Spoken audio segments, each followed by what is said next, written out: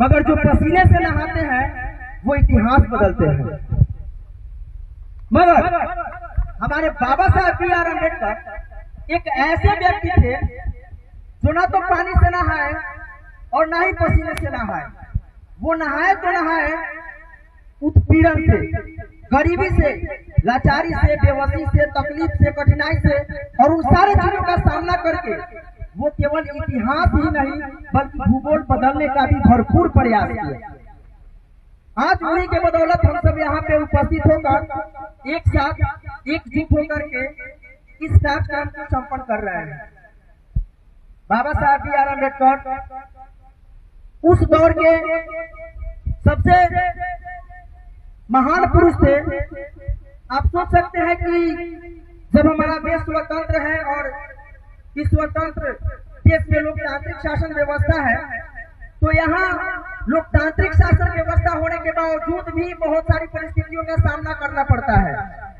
आए दिन किसी की हत्या हो जाती है, आए दिन कहीं बैंक लूट लिए जाते हैं, किसी बच्ची का बलात्कार हो जाता है।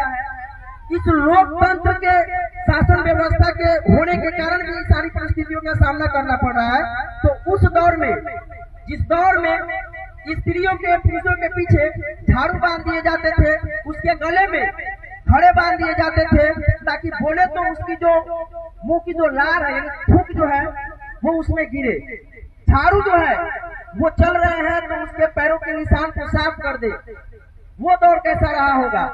एक ऐसा विद्यार्थी जिसको कदम कदम पे कठिनाइयों का सामना करना पड़ा होगा, उन्होंने कैसे उस चीज को झेला होगा।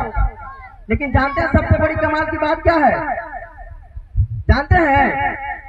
नहीं जानते हैं तो बोले कि नहीं जानते हैं। सबसे बड़ी कमाल की बात यह है कि उन्होंने जो मार्ग चुना वो बेहद सराहनीय, बेहद खूबसूरत और वर्ल्ड में वही एकलौता मार्ग है जिस पे चल के किसी भी परिस्थिति से बाहर आया जा सकता है, और वो मार्ग है शिक्षा का। बाबा साहब बी.आर. अम्बेडकर कह के गए थे कि शिक्षित बनो, संगठित रहो और संघर्ष करो। उन्होंने समाज में